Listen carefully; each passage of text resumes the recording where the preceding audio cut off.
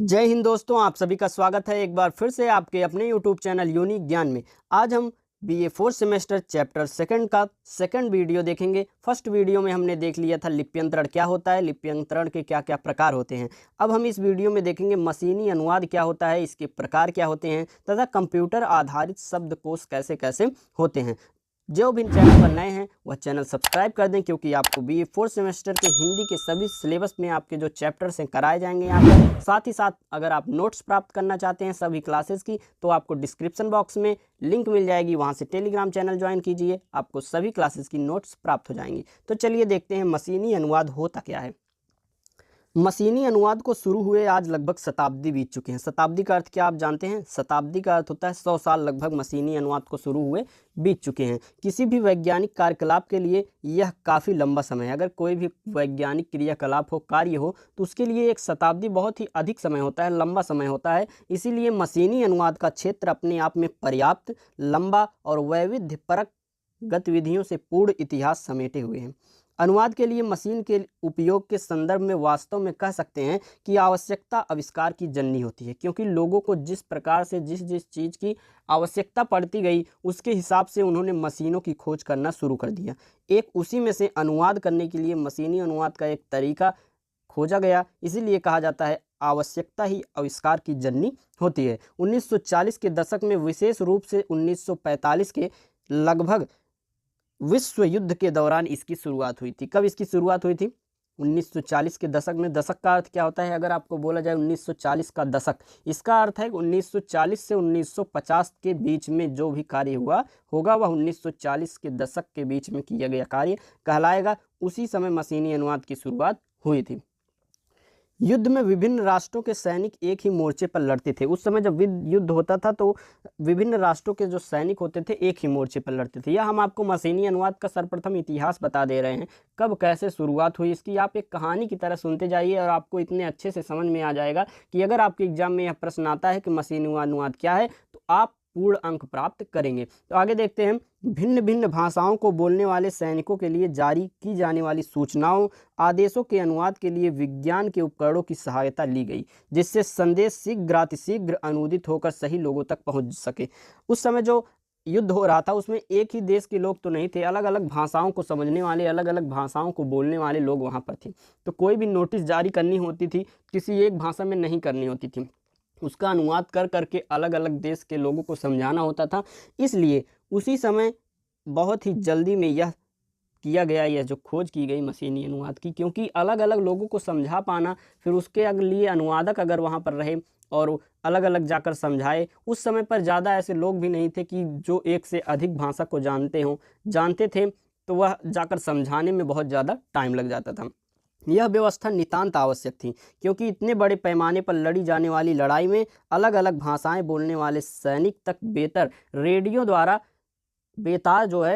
द्वारा संदेश पहुंचाने का यह सबसे सहज उपाय हो सकता था। अलग अलग भाषाओं में यह रेडियो द्वारा पहुंचा दिया जाता था। मशीनी अनुवाद के जरिए लोग समझ जाते थे, अलग अलग भाषा के सैनिक। आगे हम देखेंगे कंप्यूटर आधारित शब्दकोश क्या होते हैं। अनुवाद के लिए द्विभाषिक शब्दकोश की ज़रूरत होती है। अगर आपको अनुवाद करना हो एक भाषा से दूसरी भाषा में, तो दोनों भाषाओं का ज्ञान होना चाहिए ना। इसीलिए दोनों भाषाओं का शब्दकोश, द्विभाषिक शब्दकोश, जैसे कि अगर आपको हिंदी से अंग्रेजी में करना है तो हिंदी से अंग्रेजी वाला शब्दकोश भी तो आपके पास होना चाहिए। इसीलिए कहा गया कि अनुवाद के लिए द्विभाषिक शब्दकोश की ज़रूरत पड़ती है। जब कोई व्यक्ति अनुवाद करता है तो वह अपेक्षित शब्दकोश या कोशों की सहायता लेता है, मतलब उसमें जो भाषाएं होती हैं उनके शब्दकोश की वह सहायता लेता है। कंप्यूटर में शब्दों के पर्याय फीड कर दिए जाते हैं, जैसे पर्यायवाची या उसके सिनोनिम्स, उसके जो समानार्थक शब्द होते हैं वह उसमें फीड कर दिए जाते हैं, और वह अपनी स्मृति में उन पर्यायों को संचित कर लेता है। हम लोग जो एक बार फीड कर देते हैं वह पूरा एक बार में ही अपने स्मृति में अपने याद कर लेता है। जिन दो भाषाओं के बीच अनुवाद होना हो उनके परस्पर पर्याय कंप्यूटर अथवा वर्ड प्रोसेसर में सुरक्षित रहते हैं। दिलचस्प बात यह है कि दोनों भाषाओं के पर्यायों को स्रोत एवं लक्ष्य भाषा के रूप में फीड करना होता है। अगर आपको हिंदी से इंग्लिश में करना है तो हिंदी से इंग्लिश वाला जो है आपको शब्दकोश उसमें खोलना होगा, क्योंकि कंप्यूटर के पास स्मृति तो होती है, विचार नहीं होता है। अगर आप हिंदी से इंग्लिश में वाली डिक्शनरी खोल लेते हैं, इंग्लिश से हिंदी में कर रहे हैं और हिंदी से इंग्लिश वाली खोल लेंगे, तो वह कंप्यूटर जो है इतना समझदार तो नहीं होता, क्योंकि बस उसके पास स्मृति होती है, वह डाटा जो है स्टोर कर सकता है, लेकिन उसको आपके लिए अलग अलग तरीके से प्रयोग नहीं कर सकता। जैसे कि आगे बात करेंगे, वह स्वयं नहीं सोच सकता, उसकी सोचने की शक्ति बिल्कुल नहीं होती है। कब कौन सी भाषा स्रोत भाषा है, कौन सी लक्ष्य भाषा है, उसको पता नहीं होता है, यह हमको सेट करना पड़ता है। जैसे कि आप अब गूगल ट्रांसलेशन भी आप गया होगा, आपने बहुत प्रयोग किया होगा। जब आप करते हैं तो आपको सेट करना होता होगा कि हिंदी से इंग्लिश में हमें करना है। ऐसा आप जब सेट करेंगे तभी आप हिंदी लिखेंगे, इंग्लिश बताएगा। अगर आप इंग्लिश से हिंदी में सेट कर देते हैं और लिखते हिंदी में हैं, तो वह ट्रांसलेशन सही या उसका अर्थ सही नहीं बता पाएगा। आगे देखेंगे हम, वही बात देखिए, आप उदाहरण के लिए आपको बताते हैं, हिंदी से अंग्रेजी पर्याय ढूंढना है आपको या अंग्रेजी से हिंदी। आदेश मिलने पर वह वांछित पर्याय प्रस्तुत कर देता है। जो आप आदेश देते हैं उसको जो लगता है वह आपके सामने प्रस्तुत कर देता है। इतना ही नहीं, यदि उससे एक से अधिक भाषाओं में पर्याय मांगे जाएं तो उन्हें भी तुरंत प्रस्तुत कर सकता है, बशर्ते उन भाषाओं के पर्यायों की स्मृति उसमें फीड होनी चाहिए। जो आप जब आप अपने एंड्रॉयड मोबाइल में ही देख लीजिए, कीबोर्ड जो आप यूज करते रहेंगे, जब उसको आप डाउनलोड करके उसमें सेट करेंगे तभी तो आप यूज कर पाएंगे। वही मतलब है कि आप जब तक उसको स्मृति में फीड नहीं करते हैं, मतलब वो डाउनलोड नहीं करते हैं, तब तक वह कार्य आपके लिए नहीं करेगा। आप इंग्लिश से हिंदी के वाला ट्रांसलेशन वाला कीबोर्ड आप डाउनलोड किए हैं तो वह आपके लिए कार्य करेगा। शब्दों के पर्याय कंप्यूटर में फीड करने के लिए कंप्यूटर में शब्द सूचियां बनाई जाती हैं।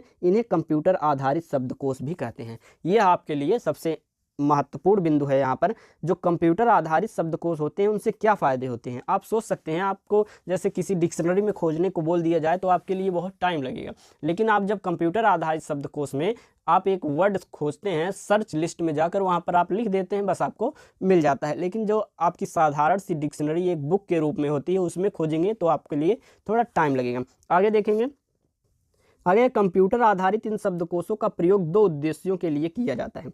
पहला क्या, कंप्यूटर अनुवाद में तो इनका प्रयोग होता ही है, ये पहला प्रयोग हो गया, कंप्यूटर अनुवाद में इनका प्रयोग होता है। दूसरा क्या है, व्यक्ति द्वारा किए जाने वाले अनुवाद में भी इनका उपयोग किया जाता है। जैसे आप कंप्यूटर में प्रयोग कर रहे हैं, कंप्यूटर में अनुवाद ही कर रहे हैं, तो उनमें वह शब्दकोश कार्य करेगा ही। लेकिन अगर आप अपने मन से भी कर रहे हैं, कोई अनुवादक अपने मन से कार्य कर रहा है, कोई शब्द उससे छूटता है, तो वह हिंदी जो कंप्यूटर आधारित शब्दकोश है उसमें खोज लेता है। इसका प्रयोग कितना हुआ, दो। कौन कौन सा, पहला आप कंप्यूटर से अनुवाद जब कराएंगे तो वह खुद यूज कर लेगा, लेकिन जब आप खुद करेंगे तो आप कंप्यूटर शब्दकोश की सहायता लेते हैं। इनमें व्यक्ति को शब्दकोशों को खोलने की आवश्यकता नहीं पड़ती है। कंप्यूटर को जिस शब्द का अर्थ पर्याय बताने के लिए आदेश दिया जाता है, उसका पर्याय कंप्यूटर के पटल पर अर्थात स्क्रीन पर आ जाता है। किसी शब्द विशेष के विभिन्न पर्याय कंप्यूटर पेश कर देता है। किसी भी शब्द का आप पूछेंगे, उसका जो अलग अलग पर्याय है, एक शब्द के अनेक समानार्थक शब्द होते हैं, तो उनको आपके सामने वह प्रस्तुत कर देता है। इस तरह बार बार कोश देखने अथवा भिन्न भिन्न कोश देखने का परिश्रम और समय बच जाता है। हमने आपको पहले ही बता दिया था यह किस में मदद करता है, आपका टाइम बचाने में मदद करता है, मेहनत आपको कम पड़ती है। आगे हम देखेंगे अगला टॉपिक हमारा क्या है। अगला टॉपिक है हमारा मशीनी अनुवाद की प्रमुख विधियाँ। मशीन द्वारा अनुवाद करने की कौन कौन सी विधियां होती हैं। मशीनी अनुवाद का इतिहास लगभग 50 वर्ष पुराना है। कंप्यूटर विज्ञान और भाषाई कंप्यूटरों के क्षेत्र में विभिन्न प्रकार के अनुसंधान और विकास हुए हैं। अगर हम बात करें कंप्यूटर विज्ञान और भाषाई कंप्यूटरों के क्षेत्र में बहुत से विकास हुए हैं। पुरानी प्रौद्योगिकी के स्थान पर नई से नई प्रौद्योगिकी के विकास के साथ साथ कंप्यूटर अनुवाद की पद्धतियों में भी नए विकास हुए हैं। हर पद्धति की अपनी संभावनाएं और सीमाएं होती हैं और आपको हम उन्हीं पद्धतियों का कुछ निम्न बताते हैं। यहाँ कुछ अनुवाद की पद्धतियाँ आपको निम्नानुसार प्रस्तुत करेंगे हम आपके सामने और आपको अच्छे से समझाएंगे। पहला हमारा मशीनी अनुवाद का प्रविधियाँ क्या है, पहला नियम क्या है। पहला नियम है हमारा सीधे अनुवाद पद्धति, डायरेक्ट मशीन ट्रांसलेशन स्ट्रेटजी। आप सीधे सीधे अनुवाद करने की पद्धति आपको हम समझाते हैं। इस पद्धति में पाठ में प्रत्येक वाक्य को करीब 10 अवस्थाओं से गुजारा जाता है। जो सीधे अनुवाद की पद्धति होती है इसमें कितने अवस्थाओं से गुजारा जाता है, 10 अवस्थाओं से।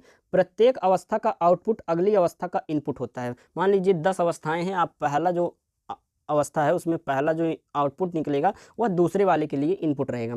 इस पद्धति में स्रोत भाषा और लक्ष्य भाषा के पर्यायों को शामिल किया जाता है। इस प्रत्यक्ष अनुवाद में पद व्याख्या सिद्धांतों अथवा भाषाई सैद्धांतिक विश्लेषण आदि की कोई खास आवश्यकता नहीं होती है। यह प्रणाली कंप्यूटर में विकसित शब्दकोश, रूपात्मक विश्लेषण क्या मॉर्फोलॉजिकल एनालिसिस और पाठ संसाधक सॉफ्टवेयर पर आधारित होता है। इस पद्धति से अनुवाद के लिए विकसित किए गए कंप्यूटरों में सिस्ट्रॉन सिस्टम या जॉर्जटाउन सिस्टम होता है। इस पद्धति से करना हो तो कंप्यूटर में कौन कौन सा सिस्टम होता है, या तो सिस्ट्रॉन सिस्टम या फिर जॉर्जटाउन सिस्टम होता है। विभिन्न सिस्टमों में प्रत्येक अवस्था के उपयोग में थोड़ा बहुत अंतर होता है। सीधे अनुवाद पद्धति का महत्व ऐतिहासिक अधिक है। इनमें नई कंप्यूटर प्रणालियों का अब बहुत अनुसंधान विकास नहीं हो रहा है। सबसे पहले किस पद्धति का प्रयोग किया गया था, सीधे अनुवाद पद्धति का, लेकिन अब के समय में और अच्छी अच्छी पद्धतियां आ गई हैं। इसमें आपको 10 अवस्थाओं से गुजारना पड़ता है, अलग अलग करना पड़ता है। जैसे कि सीधे अनुवाद में 10 अवस्थाओं से आप कोई भी शब्द आपका गुजरता है। इसमें जो पाठ संसाधक सॉफ्टवेयर पर आधारित होता है और इसका जो सिस्टम होता है सिस्ट्रॉन सिस्टम और जॉर्जटाउन सिस्टम प्रमुख होता है। आगे देखेंगे हम। अगला हमारा है अंतरण मशीनी अनुवाद, ट्रांसफर मशीन ट्रांसलेशन स्ट्रेटजी। अंतरण पद्धति में पहले स्रोत भाषा वाक्य की अमूर्त रूप से पद व्याख्या पार्सिंग की जाती है। जो पहला स्रोत भाषा होता है उसकी पद व्याख्या की जाती है, फिर उसे लक्ष्य भाषा के अनुरूप शाब्दिक और संरचनात्मक धरातल पर अंतरित किया जाता है और फिर स्क्रीन पर अनुवाद प्रस्तुत होता है। सबसे पहले क्या होता है, उसके जो स्रोत भाषा होती है उसकी व्याख्या की जाती है। व्याख्या अपने आप में वह कंप्यूटर कर लेता है, फिर उसे लक्ष्य भाषा शाब्दिक और संरचनात्मक रूप से प्रस्तुत किया जाता है। उसके बाद आपकी आउटपुट स्क्रीन पर आकर वह दिख जाता है।